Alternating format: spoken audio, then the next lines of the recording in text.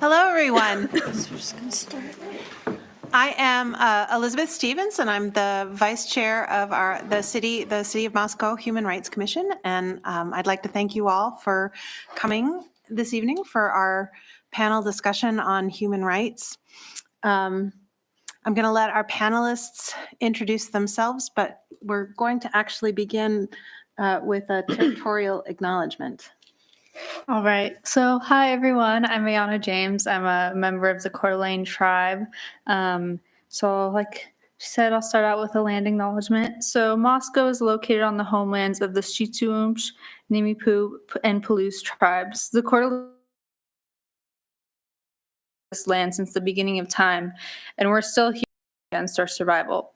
From historical efforts of erasure and genocide to the modern systemic limitations which aim to fulfill the ideologies enforced through colonization, we have continued to show resilience and strength to ensure our survival. As we go through this panel and as you all leave here to go about your lives, I ask that you strive to respect and honor those whose land you're on, and uplift and protect the life that we have the privilege of experiencing each and every day. Thank you. Thank you, Ayana. Let's go ahead and begin just by introducing yourselves. Should I go first? Yes. Yeah, welcome everyone. Thank you for coming. My name is Ryan Lincoln. I'm a professor at the law school at University of Idaho. Among other classes, I teach a class on human rights, international human rights. Hi, I'm Erin Kimball-Damon. I am a professor in the School of Global Studies, specifically in the International Studies program. And I also teach a class on the international protection of human rights. Hi, everyone. Like I said, I'm Ayana James, and I work for the Coeur d'Alene tribe as the Climate Resilience Coordinator in our Environmental Programs Office. And good afternoon. My name is Jeanette Laster, and I'm the Executive Director of the Human Rights Education Institute located in Coeur d'Alene, Idaho. And we are hoping that Sidney Freeman will be able to join us too. He is the founder of the Black Research Institute for Flourishing and Thriving and a professor at the University of Idaho. So let's go ahead and dive in and talk a little bit about the history of the concept of human rights. Erin, I think you were going to start us off. Sure. I'm happy to start us off. I feel like the very first thing we should say is, what are human rights? Because they're kind of a specific legal or moral or ethical grouping of rights. And the way we generally talk about them as falling into three kinds of categories. If you think of the French Revolution, this will sound really familiar: liberty, equality, and brotherhood, right? Which is to say that there are rights that are civil and political in nature, rights that are social and economic in nature, and rights that are cultural or group rights. These are rights that every single human being has, regardless of any characteristic, sex, race, gender, whatever you could think of as a potential dividing factor, does not count as long as you are part of the human species. With that said, that means that they are supposedly, theoretically, universal in nature, acultural, ahistorical. I'm assuming that this panel will unpack that a little bit because there are potentially some interesting contradictions in a conceptualization like that, but that's where we start. And this is the latest in a project, or the most current of a project in terms of trying to protect human dignity, which is something that has been done pretty much as long as human civilization has been around. It's just operated at different stages in different ways. So if you look back at most traditions, you will see that there is some form for trying to protect human dignity. For example, you can find early renditions of progressive justice in the Hammurabi Code from ancient Babylon. You could find in Hinduism or Buddhism very early renditions of protections of the environment. Confucianism spoke towards mass education.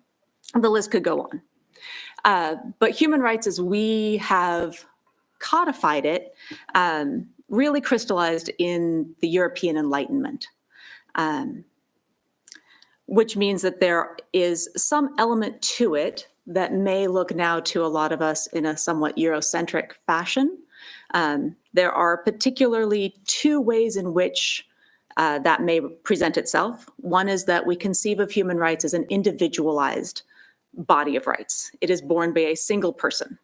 And the other part is that we think of it as entitlements. They are rights. They are not duties. Although they engender duties, we all have them, right? A lot of ancient religious traditions talk about instead the protection of human dignity through a sense of duty, right? You have an obligation as a good Christian to feed the poor, to take care of the needy. That doesn't actually necessarily mean that all of the needy deserve food, right? The way we do human rights nowadays, it is the right that is the important thing. That doesn't mean that somebody doesn't need to feed that person, right? The duty goes along with it. But we start with that standpoint of it being an entitlement by that human. Once it gets crystallized in the Enlightenment over the next couple of centuries, you start to see this layering and formalizing of what these different rights entail. It really starts with the liberties, freedom of religion, right to freedom of expression, those kinds of rights, right to protection of private property. And then it moves on to the social and economic rights, things like a right to an education, a right to work. And then the discussion culminates with rights to the groups, cultural protections, right to a nationality, things like that. It isn't until really the world wars that we start thinking of this in an international context. And it's at that moment that we begin to think of this not just as kind of an amorphous theoretical idea, but as something that we could write down and codify in international law. And it's in the post-World War II moment that really happens. Which I think I'd pass over to you to talk about the UDHR. Segue. Thank you. Yeah, something that really stuck out to me is you mentioned this process of formalizing. And the occasion of this talk, at least as I understand it, is the 75th anniversary of the Universal Declaration of Human Rights, which is, it's a UN declaration. So what that means, so it's a writing and it's a statement. So it's a statement of the United Nations, sort of formalizing these human rights commitments. And so as I was kind of thinking about sort of setting the stage or contextualizing this notion of the Universal Declaration of Human Rights, I was gathering my thoughts, and I thought I'd kind of try to work down maybe 4 areas. So I'll talk briefly about what it is, where it came from, and then sort of generally its significance, and then maybe try to land on like where it might be significant locally. Okay, so Can I jump in for oh, just yeah. 1 second?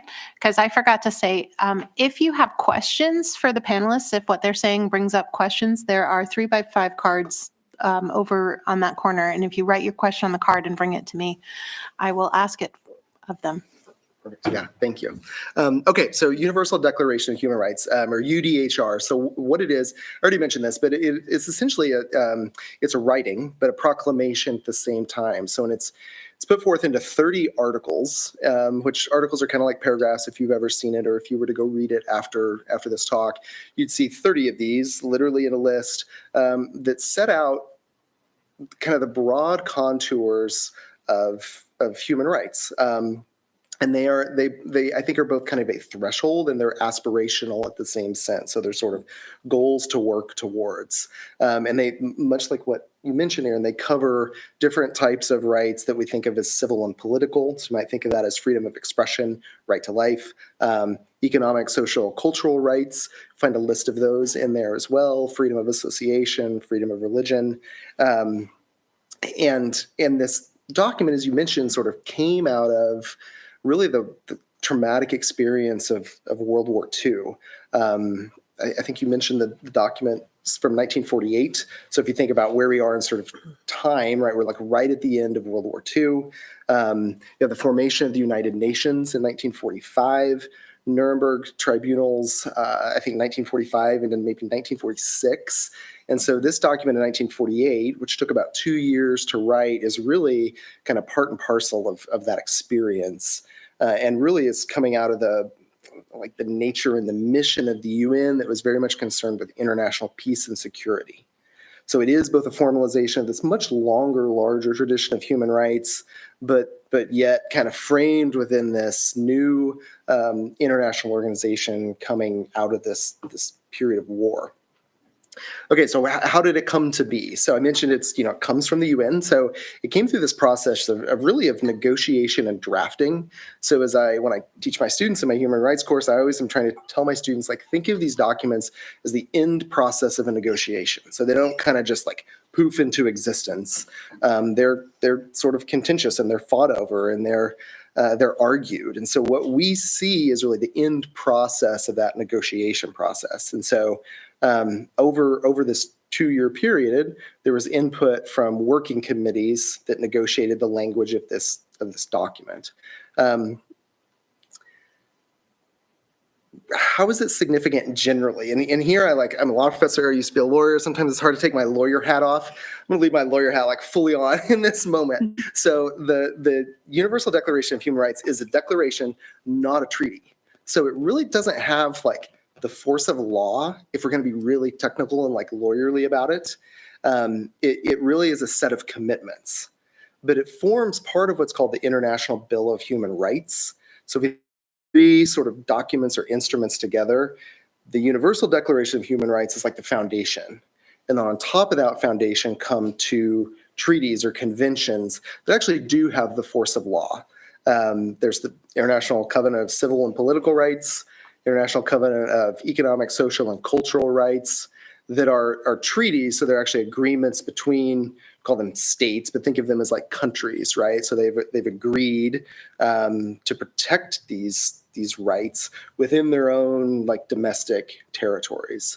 So if we think about what's the significance sort of broadly of the Universal Declaration of Human Rights, it's really where these like the formation of international human rights law begins. And those two treaties plus, depending on who's counting or how you're counting, maybe 70 other types of treaties that speak to human rights kind of layered on top of that Universal Declaration of Human Rights.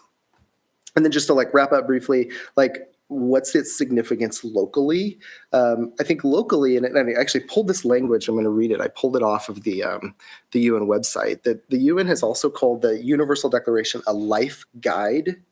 So I found that really interesting. So it's a life guide, and it, I think, can like speak to our own sort of collective life, even at this very local level. I think where we'll land is kind of almost a call to action, so to speak. So I think that notion of the life guide can sort of shape discussions about a call to action or what human rights activism might look like at a local level. Anna, Jeanette, you guys want to jump in at all about the history of human rights and how it's? I think just a little bit, that's kind of hard to back up. You guys gave a really good overview of it. Yeah, but I think specifically when looking at Indigenous populations within the conversation of human rights, and I was kind of thinking about it earlier today and trying to figure out why I feel like we were left out of it. And I think a lot of it was through the erasure of, or do we want to introduce Sydney? Well, let's have Sydney introduce himself. Yeah. Is there a certain standard way of doing it? Well, good evening, everyone. All right, my name is Dr. Sidney Freeman Jr. I've been in the great city of Moscow now almost 9 years, and I'm a faculty member at the university. I teach leadership, and I am the director and founder of both the Black Research Institute for Flourishing and Thriving and also the Black History Research Lab. And I was blessed and honored to receive the Cities Unity Award this year. I've been on 4 different time zones in the last last 3 weeks. Oh, wow. So, and I fly out 5 o'clock in the morning tomorrow. So please for being tardy, but I think this is so important that to be here and to engage with you today. So looking forward to learning with my fellow panelists and sharing some insights that I may have. Thank you so much. We're really glad you made it to join us. Yeah. Okay. So I think in the conversation of Indigenous presence in the conversation of human rights, like I said, I was kind of thinking over it today on why I feel like we weren't involved in that conversation. And I think it was a lot of the systemic erasure of our just existence. I've talked to people a lot, unfortunately, yeah, a lot who think we still live in teepees or don't really know that we have reservations, don't know what our rights are. So I think that that brings a lot of it into it. But then I was also thinking about that, as we all know, Indigenous people, our livelihood is in direct coexistence with the environment. And I think a lot of times our expression of our human rights is seen as environmental rights. So I think that that's one thing that could, looking at historically, like protests, like the fishing wars, the Bolt decision, things like that, those were seen as environmental rights, rights to our water, rights to our fish, rights to our resources, but in turn, those were human rights for us. So I think that's just one thing I want to specify when we're looking at the history of us standing up for ourselves and things like that. So. Jeanette, do you have anything you want to throw in? I'll just mention that I think people are triggered by certain buzzwords like global and fear that the UN Declaration of Human Rights represents something that is contrary to their rights in the given to them in the United States. And so that's where, when we have these discussions, that people arise and try to take a stand against what really is basic human rights, right? And they have a hard concept understanding, I think, that these basic universal needs for everyone are feared against their rights that are allotted them in the United States of America, and so, or in some other countries. And so I think, as someone who is constantly having conversations about human rights, that is the hardest thing to convince them that one will not threaten the other, so to speak. So I just wanted to mention that. Thanks. Sydney, where human rights, the way it's evolved over time. Yes. So for me, I didn't even know what human rights was. So until I came to, and I'm still trying to get my mind around it. But the first time I saw human rights was when I drove up to Coeur d'Alene, and you pass by this building on the way to the resort, and it says human rights. And I said, human rights is civil rights. Is racial justice. What? So as I am learning, my focus and my understanding has been around civil rights, in part because of the training that I had growing up related to the civil rights movement, and some of the injustices that African Americans have experienced over the years.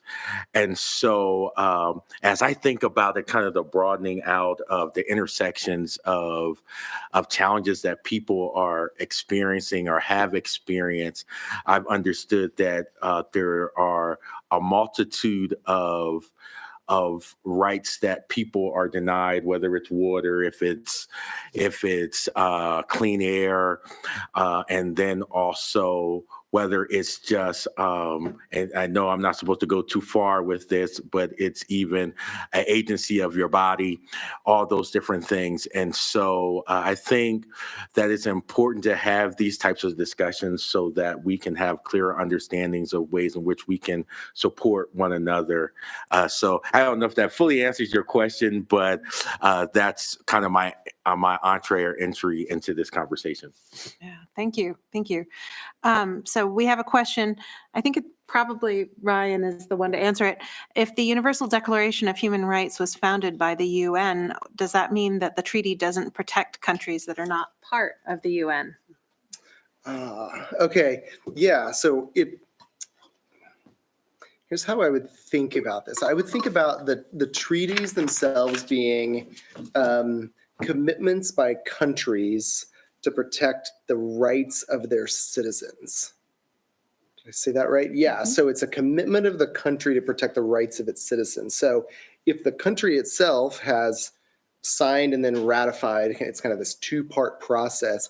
It's made this commitment kind of through the UN as a system, but really it's sort of obligating publicly to the other countries that are part of this treaty to protect the rights of the people within its borders is the way to think about it. Happy if you want to follow up on that, happy to try to unpack that a little bit more, or if anybody else wants to speak to that. Can I add to that just a little bit? Yeah. I think a couple of things to think about. One, when the UDHR was written, a good proportion of the world was not yet independent, right? So when Ayana was talking about voices that were erased or not included, certainly the indigenous peoples around the world that tended to get no sort of representation from their governments at that time had no voice in those particular conversations for the most part. Most of Africa, much of South or Southeast Asia, most of the Middle East, right? So there are a whole lot of points about the UDHR that they tried to bring in a lot of traditions to the best of their abilities, but that was a very Western perspective and Westernized process.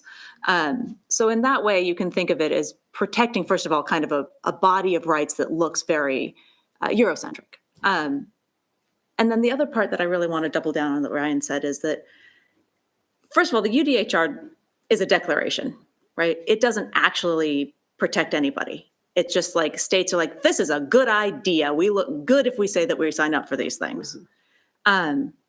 When they sign on to the other treaties on political rights or economic rights, they are making a commitment to it, right? Legal commitment to it. It's binding law. But there are no real enforcement capabilities of these particular instruments. And for the most part, it's the state, it's a commitment between the state and their own people, right? So if they break that, there aren't very many entities that are willing to intervene on behalf of those populations. There are some limited instruments, right? The Convention Against Genocide, the Right to Protect that comes out more recently, that is supposed to say, hey, if people are being abused or exploited or killed, it's the international community's obligation to go in. But it very rarely happens. Yeah. Well said. Which actually leads nicely into the second topic that we wanted to touch on, which is what's the landscape here and now? How are we doing? 75 years after the Universal Declaration of Human Rights. Do we have universal human rights?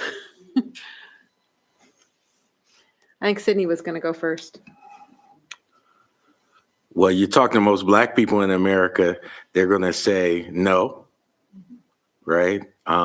If you're talking about many indigenous people to these lands, they don't have their land back, right? So they're,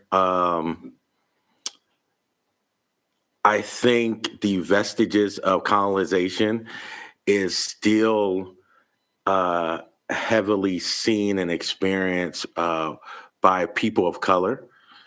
And so I think we need to discuss maybe what freedom looks like, what sovereignty looks like, terms like that. So when we think of people having the full range of having the opportunities of what humanity has to offer, I think there are systems that are in place, particularly I'm talking about the U.S., that can confine some and provides opportunities for others. And so I would say no. I would emphatically say no, that we don't have all the human rights that we should. And I would say right now, I am I've said this in other forums. I said, when I wake up in the morning and I know Reverend, I'm supposed to put my feet on the floor and then pray. But if I don't do that, generally when I put my feet on the floor, I'm saying, how do I free Black people? That's what I'm thinking about when I wake up in the morning. Wouldn't it be great that when I woke up in the morning, that's not what I'm thinking about, right? When do we get to a point where people are able to really say, okay, I am in a system that allows me to use the full range of my skills and abilities and ways that can create of the fullness of life for myself and people like me. And I think that's something that we need to continue to think about, not just our own particular groups and people from our backgrounds, but how is that provided for others? Jeanette? Sure. So I wake up every morning and I pray that my tool is used, my words are used in a way that will lift people that do not feel like they have their human rights. And that's coming from a white person, right, with privilege. But each day I work with students of color, students of poverty, and I see the most vulnerable in our youth, primarily K through 12, but we also work with university students.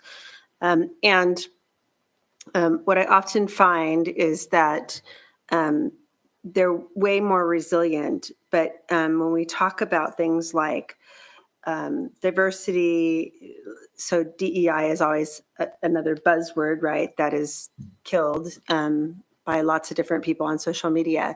But we're not talking about the one important, well, actually two important things that I think are most important, which is the word inclusion and the word access. And so to me, inclusion encompasses all. I mean, if you concentrate on inclusion, then you will everything else will fall into place.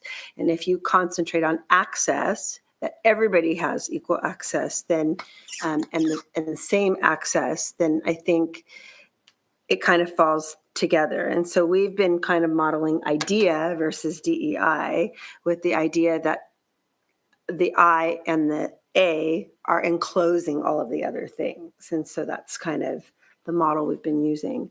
And so I think that there is a rise to many, we see a rise in anti-Semitism. We see a rise in people feeling emboldened on social media. There is racism. There are racial comments that are made. And there are, again, systems in place that do not allow access or inclusion in some cases. We work a lot with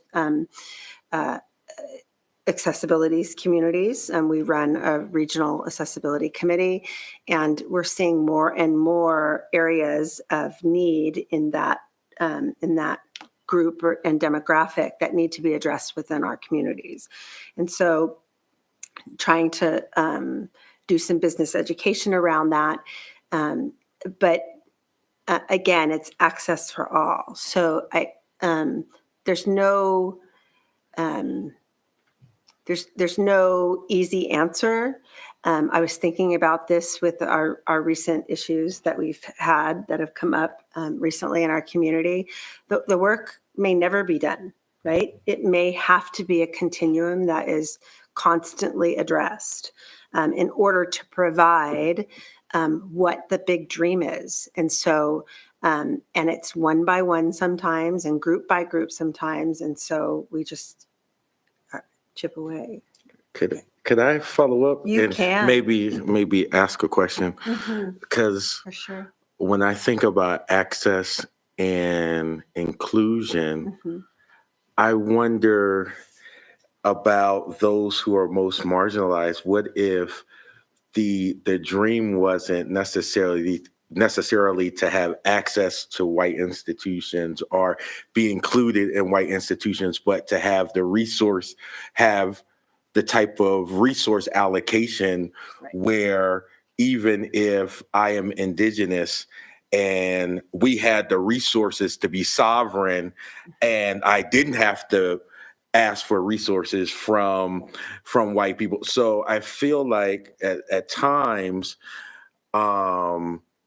inclusion and access can be a perspective that still white people benefit from, Right. versus, and not saying that it's bad. I'm just saying that I wonder if those racially marginalized community, if they had similar or equal resources, and they did not have to go through white people and white standards, and that was the dream, rather than trying to be equal within a white system that doesn't want them, that doesn't see them as equal and never see them as equal, if that may be a part of the dream. So it just, as you said that, I'm just thinking it. Yeah, and I would agree with that. So that's why we work with agencies like the Coeur d'Alene Tribe and other areas to ensure that what that dream or that voice is, whether it be individual or as a group, is met with lifting their voice. Again, it's their voice. It's not our voice. And so I don't feel that I appreciate what you said, because it actually requires clarity for this panel. But I was not insinuating, I guess, that particular access had to be from a white system. So, and actually, I don't feel for our work that we work specifically within a white system. We work within lots of systems. So for our work, so we work with the synagogues, and we work with the tribe, and we work with lots of different groups. So I hope you. that helps. Yeah, it does. Thank to you. clarify, yes. Yeah, I guess going off kind of what you were saying, like I wake up every day, and sometimes so my background is in environmental justice. I got my degree in environmental sociology with a peace studies minor. So I'm big into environmental justice issues in indigenous populations. And sometimes people get tired of me being this outspoken person. I'm telling them they need to take care of their land, all this stuff. And like, sometimes I wish I didn't have to wake up every single day and have that responsibility. Like, it gets tiring, it gets exhausting.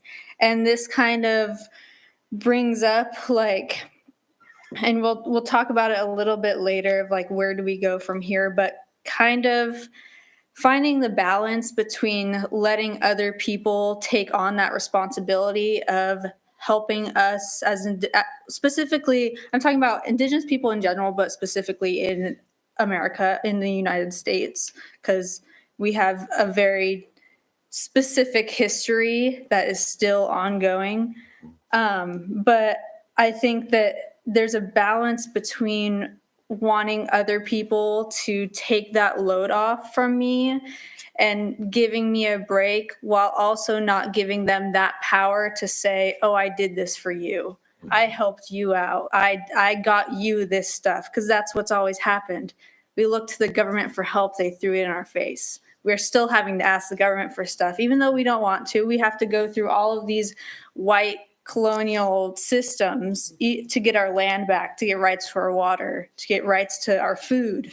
And even though we don't want to do that, we have to. And I think that this is one thing of especially in such a white area of the United States, it's very easy for me to be hesitant when people do want to speak on behalf of tribes, because they often have that, you've probably heard the term, the white savior complex. Mm-hmm. I've seen that happening when people want to make themselves feel better than ancestors did to us. Mm-hmm. And I appreciate, so there's a fine line between speaking up for us and taking our voices into places that we're not, and also taking that voice from us and pushing us down in that process. And it does get to be, and this also like segues into whether those things are performative or not. Like I said, people doing it to make themselves feel better, or people doing stuff specifically in the environmental realm of saying that they're doing their land acknowledgements, or saying that they're being sustainable and that the tribes have their back, when in reality they just have that on their website, but they're going behind our back and terrorizing our land. People ask for our support all the time because they want our tribal seal on there so that they can say, oh, the tribes support us, so we can do all this stuff. They told us it was okay, which we didn't. But so that kind of is what I'm noticing. I've worked for the tribe for about a little over a year.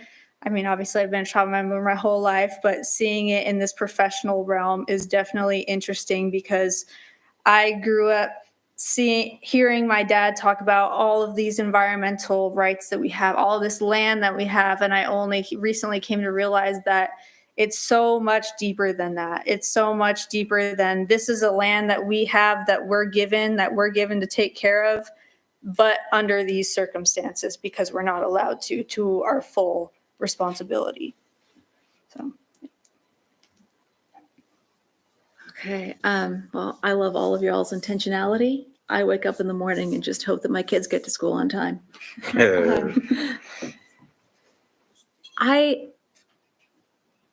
I'm really loving this panel because I'm hearing things from very different perspectives and things I think about, but not in the ways that it's been articulated just now. Because I hear the aspiration of wanting the freedom to have your own systems, right? You're not have to be included, just have your own autonomy, your own sovereignty in all of these areas. But then what you said was like, you have to work within the systems of the oppressor because they have the money, they have the power, they have the resources, right? So how do we get from one place to another? I think is something would be really interesting to hear the thoughts of the panel on when we get to the where do we go from here part. But Sydney, something that you said reminds me of I'm an Africanist. I study African politics. And it reminded me of a story when the UN, this brings it back, whole UN Charter stuff was being negotiated.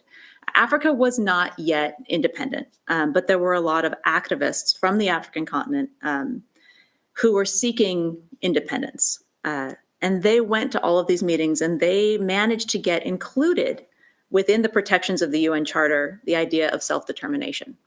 And it was only because that language had been included in the charter that then these African nationalists could go back and say, hey, international community, guess what you just said was appropriate for all people in all the world. Here we are. We'd like you to leave, European colonists. And it was only because they had that language to back themselves on that they had any traction in the 50s and 60s to push forward independence movements. So I also like when communities that are marginalized or oppressed manage to subvert these kinds of systems to their own goals. But it doesn't mean that the ultimate goal shouldn't be the creation of an equal playing field where different people's perspectives and different people's legal systems or ideas aren't built into what they get to be governed by. I'm a political scientist, so I'm not sure how you get from one to the other in any time frame that we find appropriate, but I love it as an aspiration. In terms of where we are now, from what I study, what I do, we have you said 70 different instruments, legal instruments that protect human rights in some, or talk about human rights, supposedly protect human rights in some fashion, right? And so it's possible to have a conversation like this now that would probably not have happened 50 years ago. And certainly it's something that we can conceive of in a sort of articulate way now. So I think there's something to be said about the kinds of conversations that have been had thus far. There's a lot of room to go. But we have this huge number of international treaties, local conversations that we're having. So I don't know, I'd like to say that there is some positive out there in terms of the creation of this kind of language at the very least. And if you look historically, for every time we push forward with a body of rights, with something new that we're going to protect, there's always a backlash.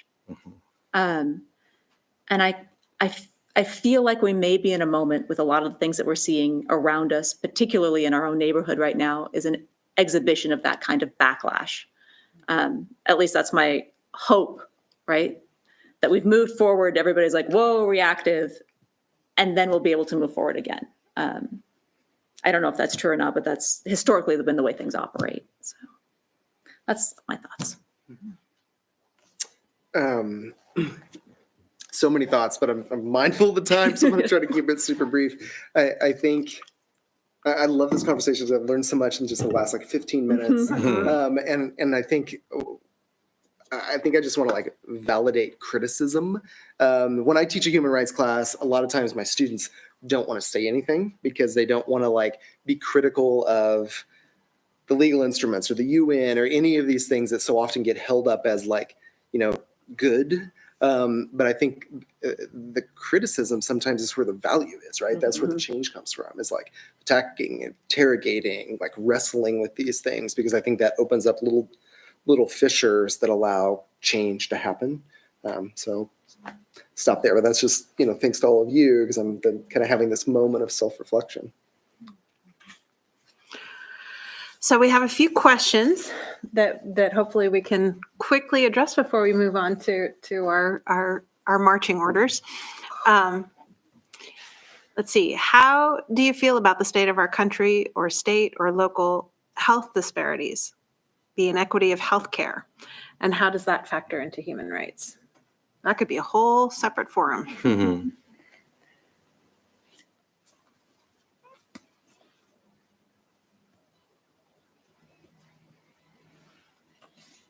I'll just say, healthcare is literally a codified human right. It's in all three of the elements of the International Bill of Human Rights. So it is absolutely, it's been decided by pretty much everybody that it's a human right. I think it's pretty obvious that it's functioning poorly in terms of actual protection of that in the United States. And I think that we have two other panel members here that probably have some lived experience in how unequal it really is. So I feel pretty bad about it right now, personally. Anyone else want to say anything about that question, or? I think, like you said, that can be a whole other forum, because just within the healthcare system, there's so many different, just the data on access to healthcare, let alone for example, I'm doing like climate vulnerability index stuff and like looking at air quality related illnesses, air quality related deaths. And like I said, environmental justice is my background. I took some health classes on it. And the differences in the health issues among minority populations just in the US is insane. And for people to not address that is ignorance. It's statistically proven how terrible people of color specifically are treated in the healthcare system. How many women women of color die in childbirth because people don't believe their symptoms. That's just the tip of the iceberg on the whole disparities within the healthcare system. But Okay. Here's another question, unless somebody has something burning to say on. I know time, so. Yeah. Sorry, it's depressing. The state of healthcare and the inequities. Okay, so if, as Dr. Freeman suggests, marginalized people have access to their own institutions, would that be separate but equal? So we don't hear this as much, but every Black person didn't agree with integration. That integration was the goal. Martin Luther King said, I am fearful. I led my people into a burning house of integration. Right? So what happened was Black people integrated into neighborhoods that the individuals didn't want them into. In those neighborhoods, they took their most precious resource, their children, and brought them into white schools, and they're mistreated. You bring them into institutions, higher education institutions. I mean, whether they're working in those institutions or they're students in those institutions, they're mistreated, right? When we have our own institutions, right? And so what's happened is a lot of our institutions collapsed. Black hospitals, Black schools have closed, whether that's K through college. So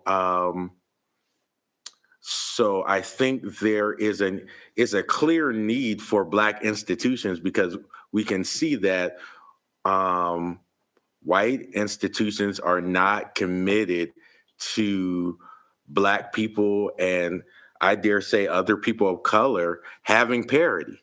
So I'm always I used to be confused. I remember I was watching MSNBC, right? And there was a conservative on there, a black woman conservative. She says, are we going to be okay with Black people continuing to be a perpetual underclass? And that was the first time I heard it that clearly, right? And because she was a staunch conservative, I was like, wow. And then I see it, and if I mention here are the disparities, right? And I'm talking in a white audience, you don't see like, oh my goodness, we got to change that. This is horrible. It's like, oh, that's what it is. There's not so strengthening Black institutions allows us to focus on ourselves and strengthening ourselves. So I think I am committed to Black institution building, and what that looks like looks different. And this community is going to look different than it would in Atlanta, for instance, right? But I think there is a need for self-determination. I like that language. And I'll say there's one other quick thing, because I know time is moving. I really appreciated what you shared about language. What I'm learning more and more and more is that we use the same terms, but we don't mean the same things, right? And so as if we're talking about Christ, right? What Black people are saying about who they're praying to is maybe not the same type of God that our white counterparts are saying they're praying to. So we're using the same language, but what we are actually meaning are different. And so I think it's really important to be very sharp and clear on what we mean by that language, or you're going to have people saying DEI, which means that didn't earn it, versus diversity, equity, and inclusion.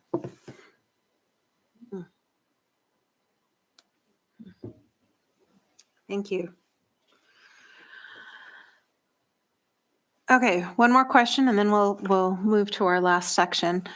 What efforts in pop culture and media have you seen that support minorities and their beliefs? For example, the powwow performance at the Academy Awards. And is this an effective approach? Personally, that was awesome. I think that's such a big moment for Natives. Just seeing our culture represented in that way, and kind of be everything we do has the attitude of we're still here. Mm-hmm. That's what we do in all of our action. That's what we try to communicate in all of our actions. And just like Lily Gladstone being nominated, that was crazy. Like her winning these awards as the first Native American Indigenous woman being Indigenous, but also a woman. Like that was a huge move, and like still seeing her like go back to her community and to give them credit for her success and really pay her respects to them. I think it just shows a sliver of Indigenous communities and how we try to represent our ancestors and our families in all we do. And I think, yeah, it was just so awesome. Like I was getting, I cried when I seen that. It was just so cool to see that, because as Indigenous people, we see that, we go to powwows, we see that, but we don't. It's almost like we don't know that other people know that that's what we do.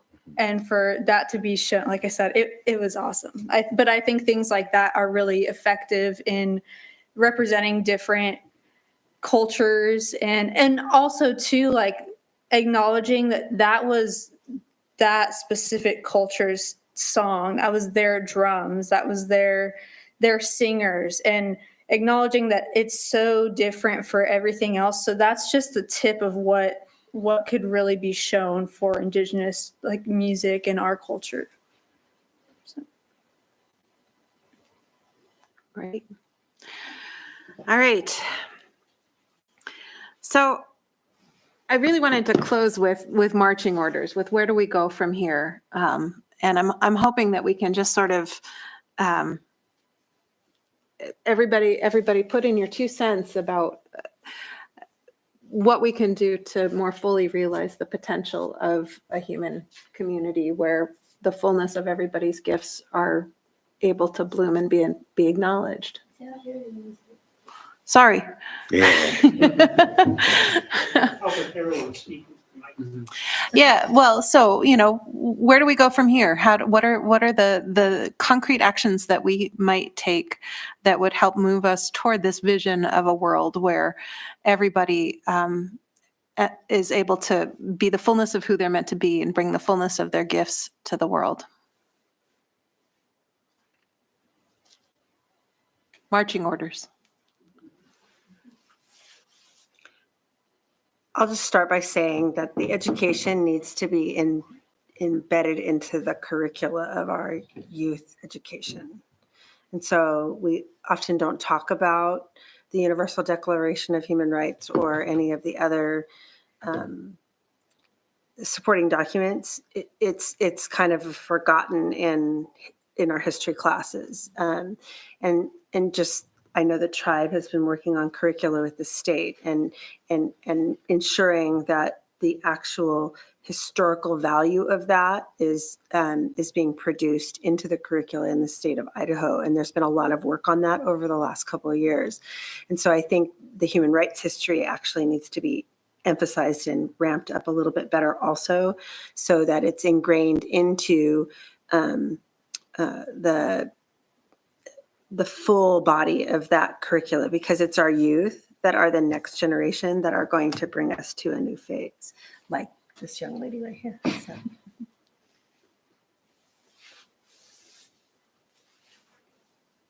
And not just the history, but like the current modern work that's being done. So. I guess taking away shifting away from the idea that human rights is political, like a political conversation. And as much as we have, it is political. We are having to, we're not going to get into that.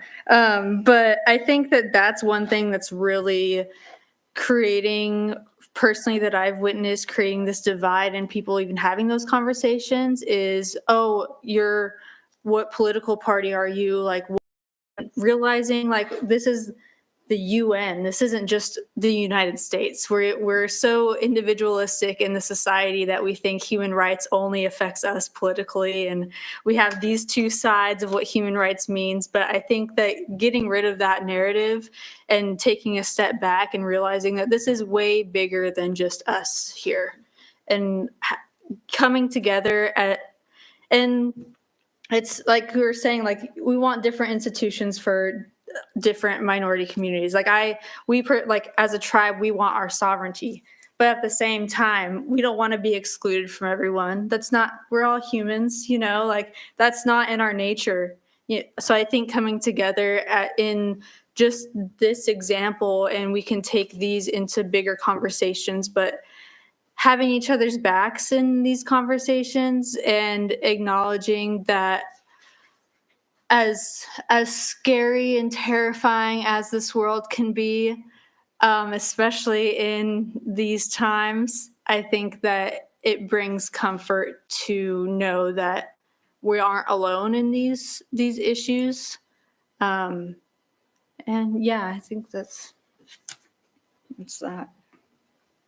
Well said. Thank you.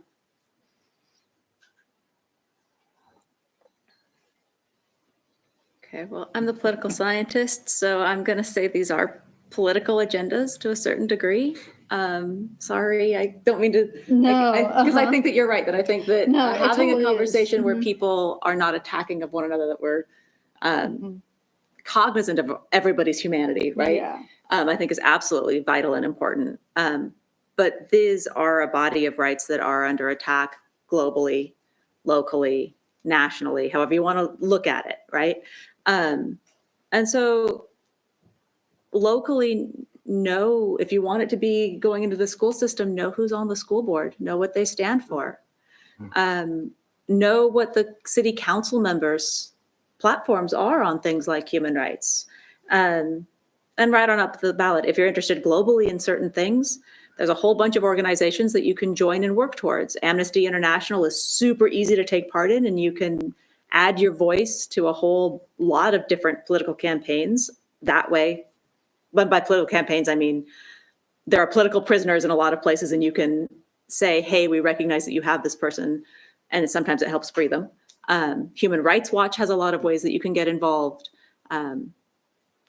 So there's things that you can do locally, there's things you can do for the kind of global human rights agenda. Yeah, I think if I'm just thinking personally here, I've lived in a variety of different places and always try to be kind of involved in some capacity. But what I realized is like the issues are different kind of everywhere you live, and the groups and the partners and the people to learn from are different in every group. And so I've been here, 6 years. I feel like I've maybe barely scratched the surface of kind of what the local issues are. And I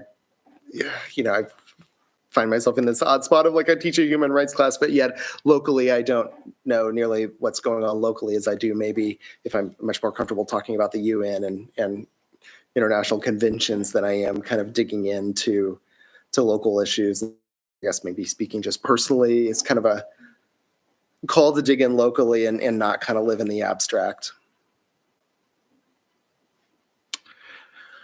As I think about it, what's ringing in my mind is decentering whiteness. And what I mean by that is, how are we amplifying the voices of those who are often not heard? And so instead of going to the voices who are most often lifted up as leaders, is to listen to the voices that are often pushed to the margins and bring that to the center, I think is important. I think that we're in a society that doesn't read as much anymore. And I think that a lot of times when people say, well, I don't know what to do, and you're saying, wait a minute. So if I say, how do you decenter whiteness? And some people say, if I say that, and then there's some people say, how do I do that? Well, you can go to YouTube, you can read some books, there's people that you can interact with. So some years ago, I wrote an article on my initial experience coming to Moscow. And the title of the article was White People Do the Work. And so essentially the idea is that how do we find ways in which not just the person who is minoritized is engaging in ways in which to adjust themselves into this environment. How are white people being intentional about being sensitive to the ways in which they can be supportive of those who are least heard or least supported. So I think that's one or two ways in which it can help you on your human rights journey. And I'm wondering too, Jeanette and I had a conversation about the need to collect data. I think here in Moscow, we have a reporting system for hate crimes, hate speech, other issues of discrimination or violations of rights. I'm not sure if folks know about it. It doesn't get a lot of use. And without the data, it's harder to hold the structures of the people in power and the structures of power accountable to the stated goals.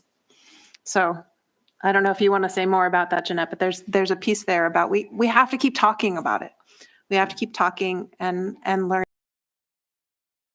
I'm profoundly grateful to you for taking the time to be here and to share your perspective and your wisdom and your knowledge. So let's give a round of applause to our panelists.